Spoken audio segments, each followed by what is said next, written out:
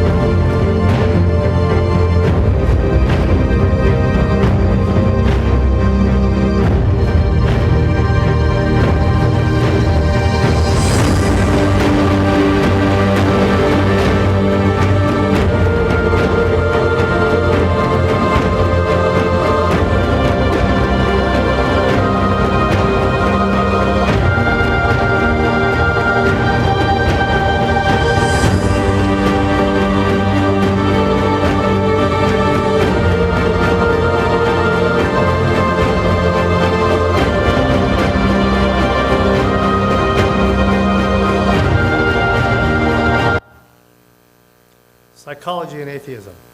It applies to atheists as much as it does to theists. It applies to atheists as much as it does to theists.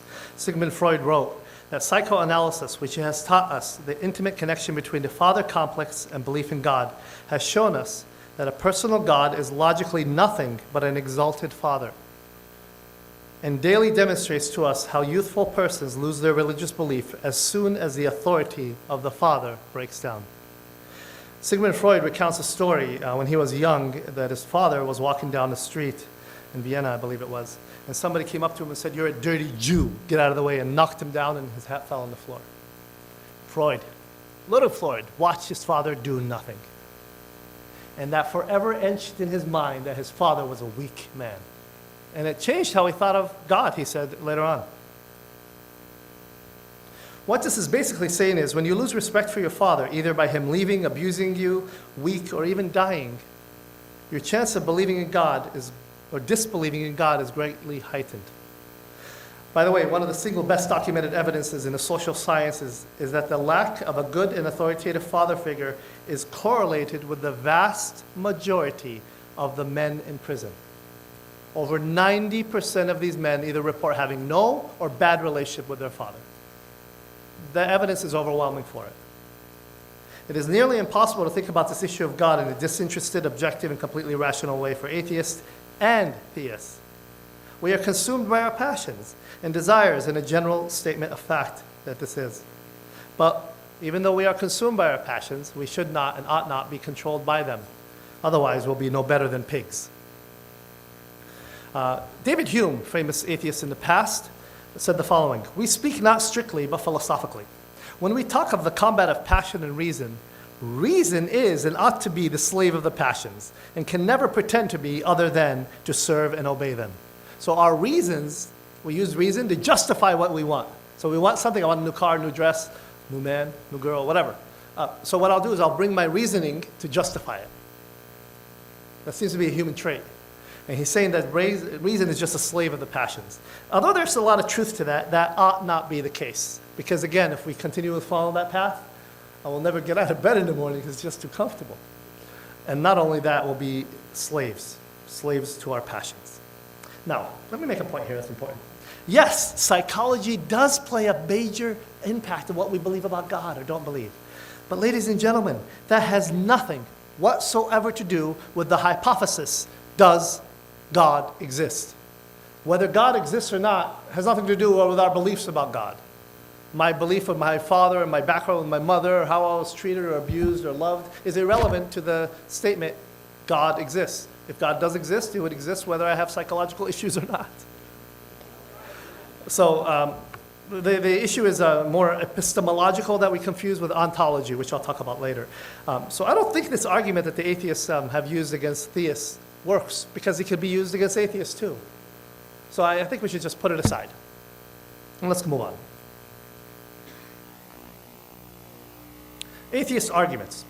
Now, when I say arguments, I mean a set of reasons with a conclusion. A set of reasons with a conclusion.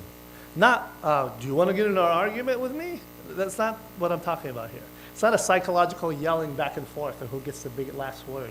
It's more of presenting reasons of what we believe. And what are the reasons atheists have given for their positions?